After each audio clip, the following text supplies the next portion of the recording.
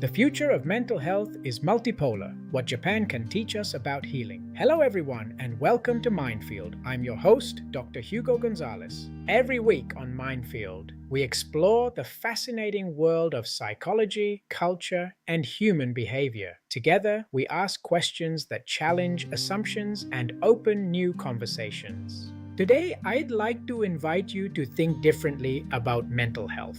For much of the last century, the world has looked to Western medicine and psychiatry to understand emotional suffering. There is no question that this has transformed millions of lives. Scientific research, therapies, and medications have relieved suffering for countless people. These achievements deserve respect. But here's a question that has become increasingly important. What if no single culture has a monopoly on understanding the human mind? We often hear about a multipolar world. Influence is no longer flowing from only one part of the world. Different civilizations are contributing their own knowledge. Perhaps the future is about learning from many traditions. Today we're traveling to Japan, one of the world's oldest continuous cultures, carrying philosophical traditions that offer a different way of thinking about emotional well-being. These traditions don't necessarily ask how to eliminate every uncomfortable feeling. Instead, they often ask how we can live wisely alongside the natural ups and downs of life.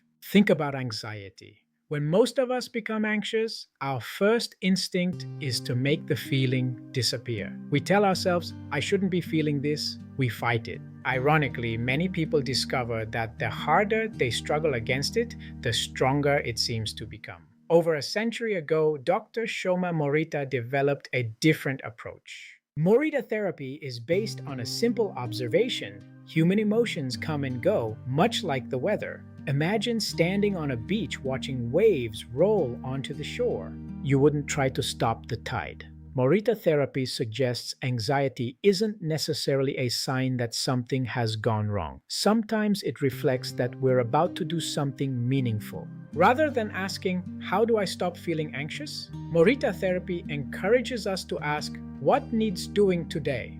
The goal isn't to wait until fear disappears. The goal is to move toward what matters, even while fear walks beside you. Modern therapies, including ACT, share remarkably similar ideas, showing how wisdom emerges globally. Another Japanese idea is Ikigai, a reason for being. It isn't about feeling happy every minute. Instead, it asks, what gives your life meaning? People who experience a strong sense of purpose often cope better with adversity. Purpose doesn't remove suffering, but it changes our relationship with it. We are stronger than we imagined. Japan also teaches us about relationships. In many Western societies, we ask, what's happening inside me? Japanese traditions often ask, what's happening between us? One practice called Naikan asks three simple questions. What have I received? What have I given? And what difficulties have I caused others? It shifts attention toward gratitude. Instead of becoming trapped in our own thoughts, we notice the invisible network of relationships that supports us.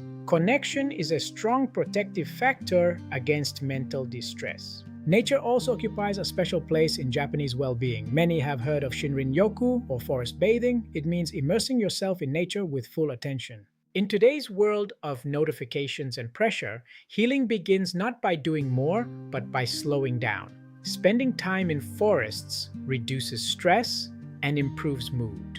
Now, let's consider psychosis. A multipolar perspective doesn't reject medical care, but it reminds us that recovery is about more than reducing symptoms. It's about restoring hope.